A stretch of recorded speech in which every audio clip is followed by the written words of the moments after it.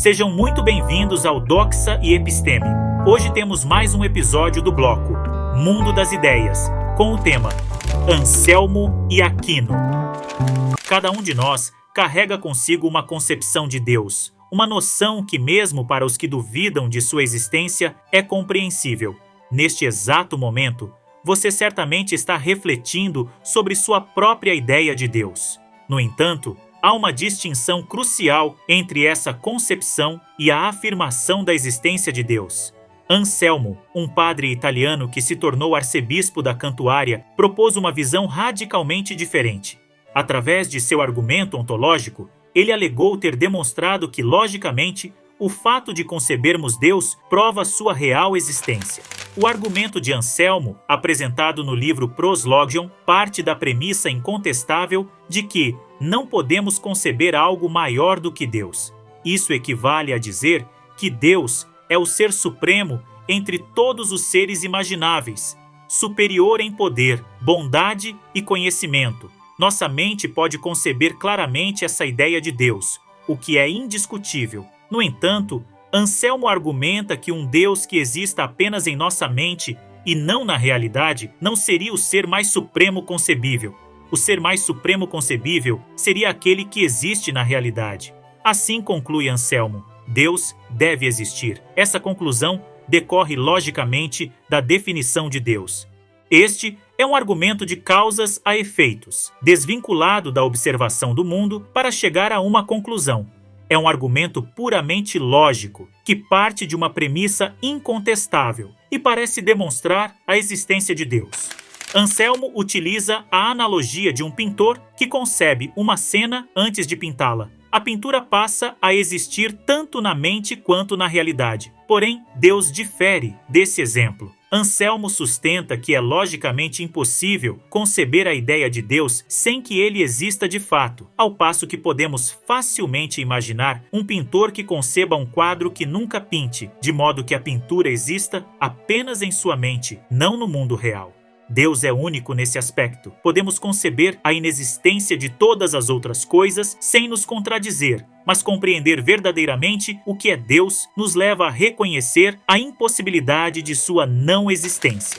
Muitas pessoas que analisaram a prova de Anselmo sobre a existência de Deus têm suas dúvidas sobre a validade do raciocínio utilizado para chegar a essa conclusão. Parece haver uma falha fundamental no argumento. Pouquíssimas pessoas foram convencidas da existência de Deus apenas com base nesse raciocínio.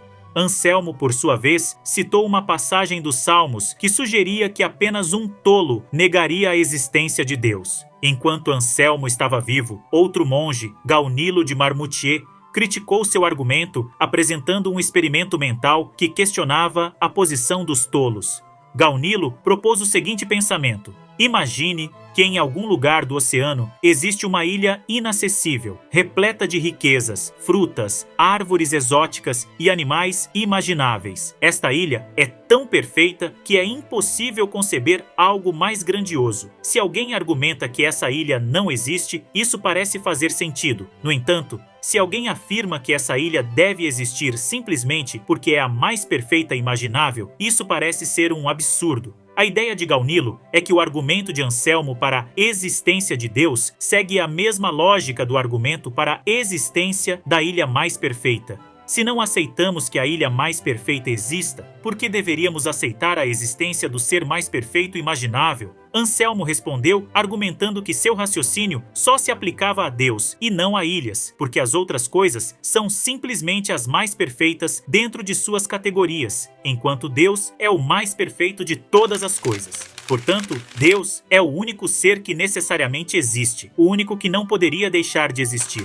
200 anos depois, Tomás de Aquino, em sua Suma Teológica, esboçou 5 argumentos, conhecidos como as 5 vias, para demonstrar a existência de Deus. A segunda via era o argumento da causa primeira, baseado em uma ideia anteriormente desenvolvida por Aristóteles. Assim como Anselmo, Aquino utilizou a razão para tentar provar a existência de Deus. O argumento da causa primeira, olhando ao nosso redor, podemos questionar: de onde vem tudo isso? Cada coisa tem uma causa que a precede. No entanto, Aquino argumenta que essa cadeia de causas não poderia ser infinita.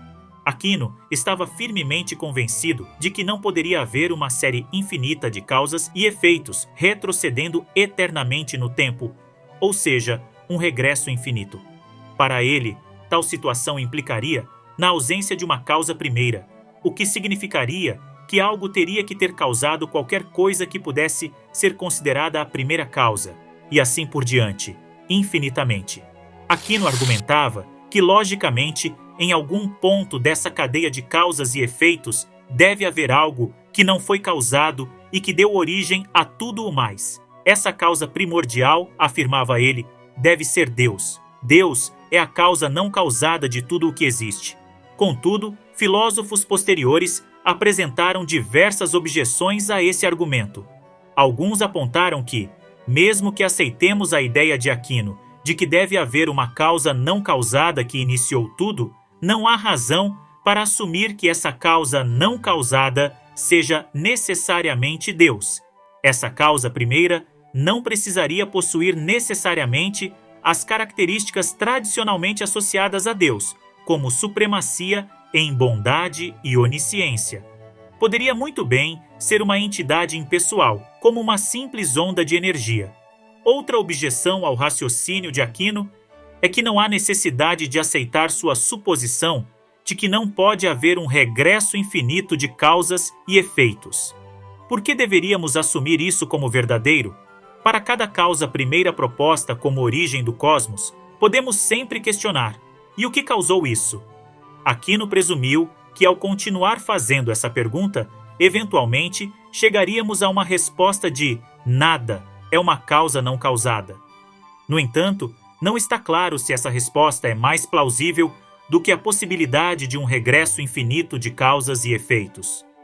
Anselmo e Aquino, ambos centrados na crença em Deus e comprometidos com uma vida religiosa, contrastam vividamente com Nicolau Maquiavel, um pensador secular, frequentemente comparado a uma figura demoníaca por alguns.